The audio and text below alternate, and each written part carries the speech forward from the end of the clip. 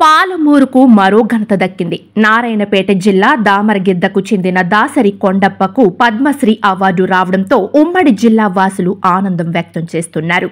వయోభారం ఉన్న తన కళను కాపాడుకుంటూ వస్తున్నారు. ఈ 2 ఏళ్లలో పాలమూరుకు చెందిన 2 వ్యక్తులకు పద్మశ్రీ అవార్డు రావడం ఈ ప్రాంతం ఘనతగా చెప్పుకోవచ్చు. చాలా మందికి కొండప్ప అంటే ఎవరూ తెలియదు. పద్మశ్రీ అవార్డు రావడంతోనే ఒక్కసారిగా జిల్లాలో ఆయన పేరు మారుమోగిపోతోంది.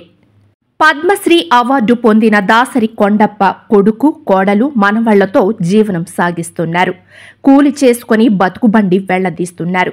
ఎవరైనా చనిపోయినా, ఇతర ఉత్సవాలు జరిగినా బుర్రవీణ ద్వారా తత్వాలు చెబుతారు. ఈయన కళను గుర్తించిన పలువురు హైదరాబాదుతో పాటు ఆంధ్రప్రదేశ్లోనూ పలుచోట్ల ప్రదర్శనలు ఇప్పించారు. ఆయనకు పలు కల్చరల్ సంస్థలు అవార్డులు అందించాయి. వాటి గురించి ఆయనకు ఎలాంటి అవగాహన లేకున్నా బుర్రవీణనే తన ప్రాణం అంటూ బతుకును కొనసాగిస్తున్నారు. భార్య, ఓ కుమారుడు చనిపోయినా ఈ కళను వదలలేదు. తనకు పద్మశ్రీ అవార్డు రావడం కళకు గౌరవమని కొండప్ప అంటున్నారు.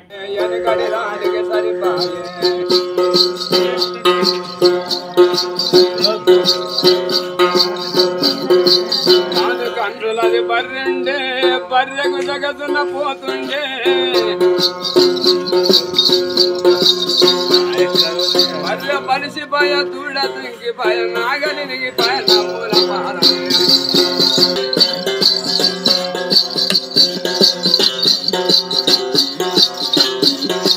తీరు చీర కట్టుకొని తీర్థానికి నేను వెళ్ళిపోతాను. తీరు చీర కట్టుకొని తీర్థానికి నేను వెళ్ళిపోతాను. ఊరి గొక్క చీర ఊరిపోయే నాడి పదర్లో